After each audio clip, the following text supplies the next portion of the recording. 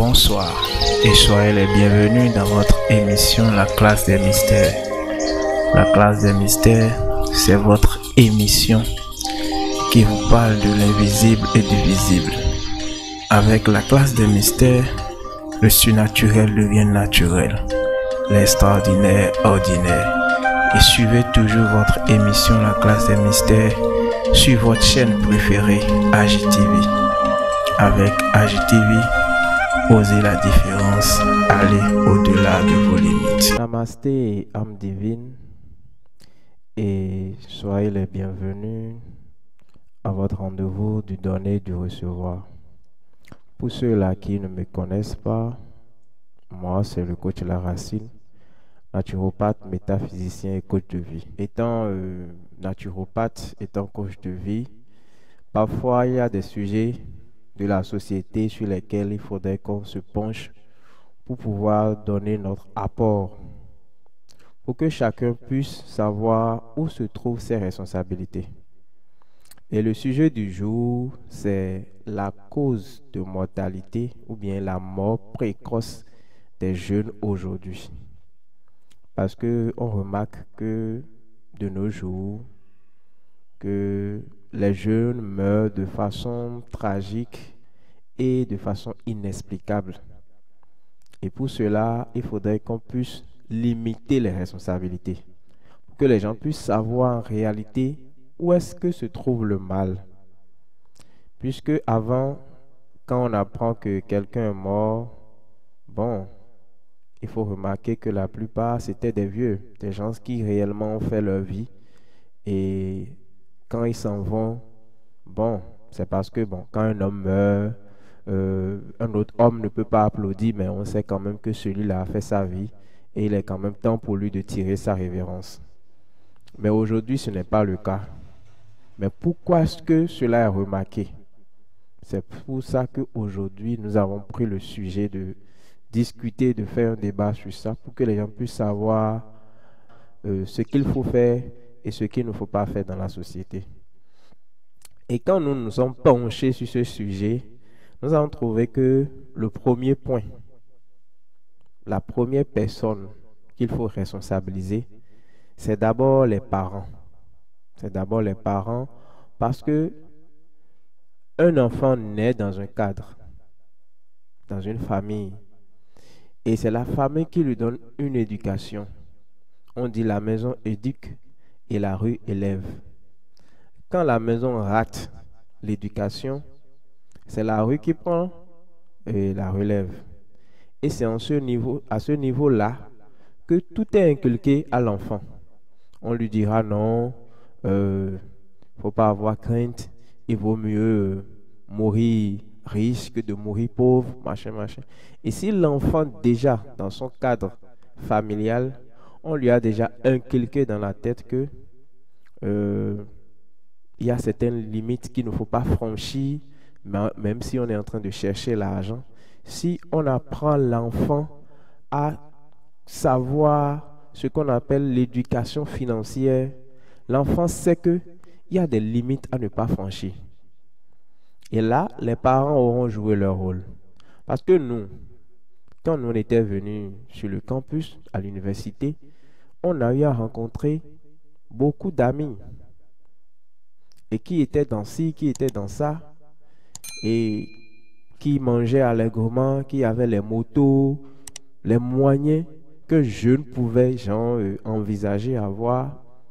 Mais quand on se rapprochait d'eux pour savoir comment est-ce qu'ils arrivaient à avoir ces moyens-là, et qu'ils nous donnaient les moyens par lesquels du moins ils arrivaient à avoir ce que nous on n'avait pas, on regarde les parents, on se dit mais si jamais mon papa apprend ça, c'est grave pour moi.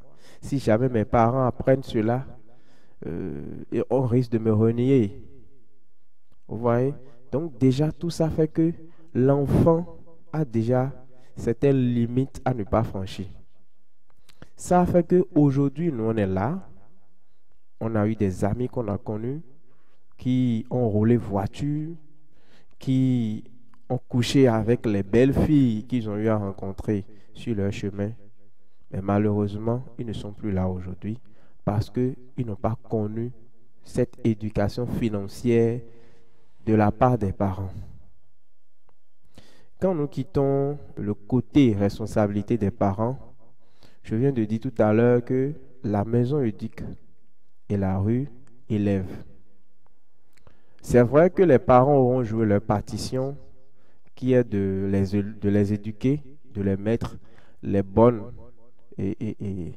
manières dans la tête. Mais quand l'enfant sort au dehors et que ce qui est dans la rue dépasse ce qui est à la maison, et que cet enfant-là n'est pas conscient qu'il vaut mieux se contenter de ce qu'on a que de vouloir à tout prix avoir ce qu'on aime, il va se laisser entraîner par ce que la rue lui donne comme moralité. Et comme ça, il serait entraîné par la recherche de gains faciles. C'est ça qui fait que nous voyons aujourd'hui beaucoup de jeunes courent derrière des pratiques ésotériques pour pouvoir avoir l'argent. On dit qu'il faut faire le pacte avec le diable. Il vaut mieux vivre 5 ans dans l'opulence financière que de vivre 100 ans dans la pauvreté. On est prêt à se sacrifier. D'autres même sont prêts à sacrifier leurs enfants. D'autres même sont prêts à sacrifier l'enfant d'autrui qui est leur femme, quitte à avoir à tout prix l'argent. Et c'est ça que nous remarquons aujourd'hui. On arrête des jeunes qui ont peut-être coupé la tête d'un enfant ou bien ont peut-être tué leur copine, tout ça. Tout ça, c'est la recherche de gain facile. C'est ça qui amène aujourd'hui tout ce dérapage que nous voyons dans la société de la part des jeunes.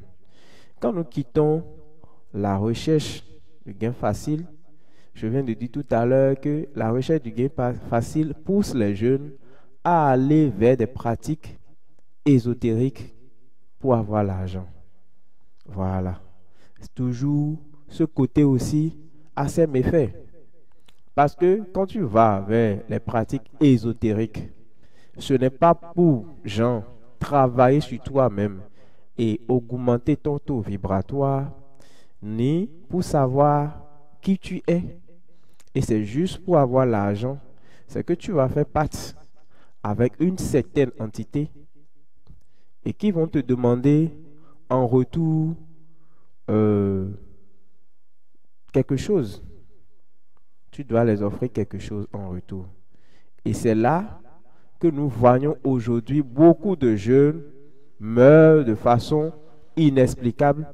On voit d'autres qui prennent leur voiture, qui vont faire des accidents, d'autres meurent facilement dans leur chambre, ainsi de suite. Vous voyez? Et ce côté-là, nous allons mettre l'accent, nous allons accuser ceux-là qui sont dans le domaine ésotérique, des gens comme nous qui sommes dans le domaine ésotérique.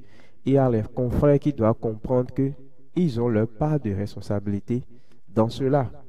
Parce qu'un jeune qui vient te voir, c'est vrai qu'il a amené de l'argent et que toi, tu as des problèmes financiers que tu dois régler et que ce jeune-là a amené de l'argent et veut prendre un fétiche juste pour aller assouvir ses soifs financières.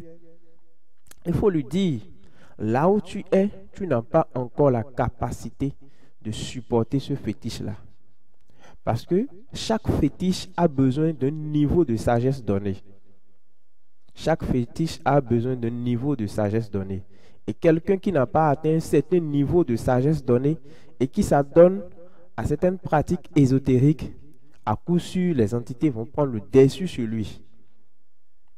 Et n'oubliez pas aussi que ces fétiches-là, que ces jeunes-là prennent dans le but d'avoir de l'argent, c'est des fétiches.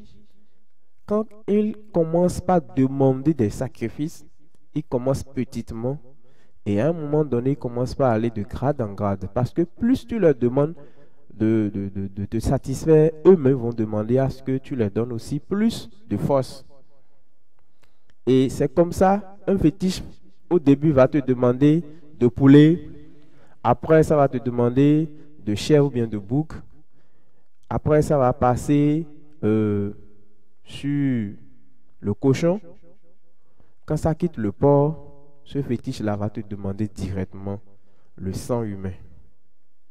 Et c'est là que les sacrifices humains commencent. C'est là que vous voyez que les jeunes commencent par courir de gauche à droite dans les centres hospitaliers pour pouvoir aller chercher de sang pour donner au fétiche.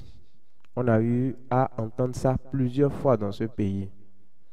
Et quand tu n'arrives plus à satisfaire le fétiche en allant chercher les sangs d'autrui, ça va rentrer dans ta maison.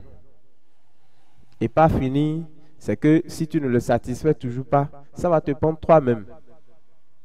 Et quand toi tu meurs, c'est pas fini. Ceux-là qui sont toujours encore dans le cadre là, leur vie est encore en péril.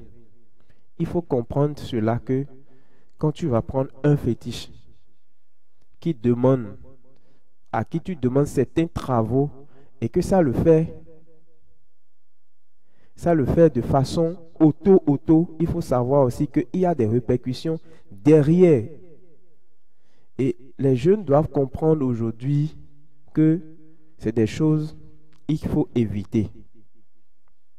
Si les grands-parents qui étaient là et qui étaient les gardiens de la tradition font 80 ans, 100 ans avant de mourir, et que eux ils étaient gardiens de la tradition, c'est parce qu'ils savaient mettre chaque chose à sa place. Vous verrez qu'il y a certains fétiches qu'on ne met pas à la maison. Ça reste dans la brousse, dans une forêt.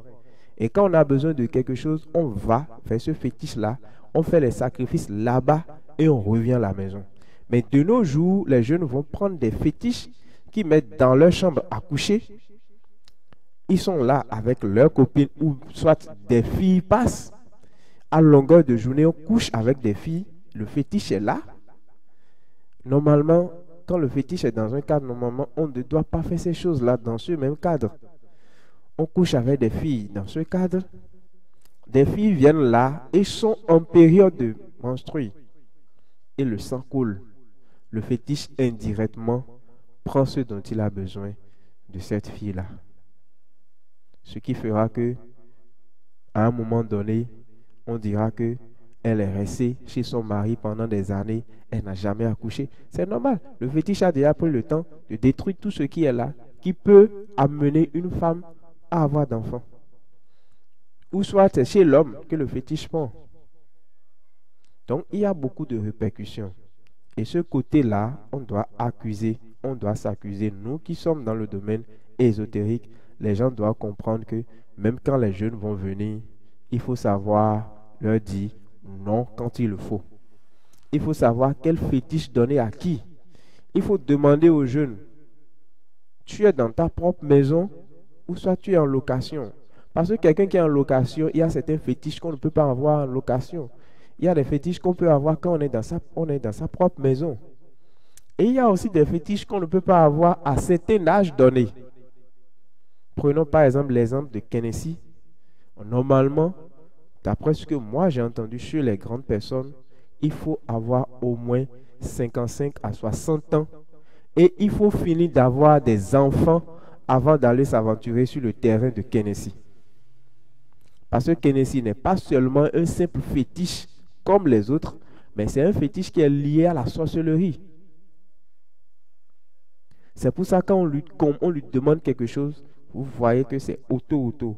Mais la manière dont Kennedy travaille auto, il faut savoir aussi qu'il y aura des répercussions derrière. Donc, nous venons de parler déjà du côté du manque de professionnalisme au niveau des dignitaires de culte, au niveau des gardiens de la tradition qui sont prêts à avoir de l'argent, quitte à donner la connaissance à n'importe qui et s'en fout des répercussions que ça donnera sur la société. Mais ils doivent aussi se dire qu'il y a toujours la loi du triple retour. Quand tu sèmes du vent, tu récoltes la tempête. Il faudrait que les gens se mettent cela dans la tête pour savoir que ces jeunes-là qui sont en train de mourir parce qu'ils ont pris un fétiche chez telle ou telle personne, que cette personne-là aussi a sa part de responsabilité et va aussi recevoir les conséquences de la mort de ce jeune. Si nous quittons là, il y a aussi un problème que nous remarquons dans la société aujourd'hui. Et je veux parler de nos jeunes qui se disent businessmen ou bien dont on appelle le nom vulgairement gaiman. La plupart aujourd'hui, quand ils trouvent un peu d'argent, ils pensent que c'est la fin du monde. On nargue tout le monde dans la rue. Que ça soit une grande personne, que ça soit un grand frère, une grande soeur, une vieille personne, on s'en fout de lui. Je vous dis, un jour, j'étais parti pour faire un retrait à une agence de Western Union à Tampere. Et le jeune, il a mal garé sa moto. Parce qu'il y avait un Zemidiaman qui a garé sa moto. Le jeune est venu garer la moto devant le Zemidiaman. Et le Zemidiaman voulait prendre sa moto. Et il a eu à coller juste un peu la moto du jeune. Malgré que le Zemidiaman s'est mis à s'excuser, le jeune a commencé par l'insulter. Mais tu n'as pas vu ma moto? Ma moto, le prix de ma moto, mais ça fait le 2 fois le prix de ta moto. Et puis, les deux ont commencé par se rentrer dedans. Et ce qui m'a un peu écœuré le jour-là, le jeune disait au vieux, mais l'argent que moi j'ai compté dans ma vie, tu ne peux plus jamais compter ça dans ta vie avant de mourir. Et le jour-là, j'ai souri. Je me suis dit, mais si par exemple il avait parlé à quelqu'un comme moi, je suis dans le domaine ésotérique, et ça n'a pas besoin de grand-chose avant de lui montrer que l'argent que tu as compté dans ta vie, que c'est la fin. Tu ne peux plus compter ça avant de mourir toi aussi. Et que tu vas devenir miséreux plus que le mot misérable dans ta vie. Voilà ce dont je parle. J'imagine un instant que ce Zemidiaman aussi a un peu de connaissance dans le monde ésotérique. Quand il va rentrer chez lui, il ira user de ses forces. Vous imaginez un peu ce que ça peut donner. Les répercussions que ça peut donner sur ce jeune-là. Peut-être qu'il peut faire un accident et mourir. Peut-être que sa maison peut prendre feu. Ainsi de suite. Donc, tout ce que nous voyons aujourd'hui dans la société, ça a plusieurs raisons. Et il faut pouvoir limiter les responsabilités. Nous venons d'énumérer 5 points. On a parlé de manque d'éducation financière de la part des parents. On a parlé de la recherche de gains faciles par la jeunesse d'aujourd'hui. On a parlé de l'alliance occulte que les jeunes font aujourd'hui dans le besoin du bien matériel. On a parlé du manque de professionnalisme au niveau des dignitaires de culte et le manque de respect. Surtout ça aujourd'hui tue beaucoup de jeunes dans la société. Ça tue beaucoup de jeunes dans la société. Il faudrait que la jeunesse d'aujourd'hui se dise, il faut vivre heureux, mais caché.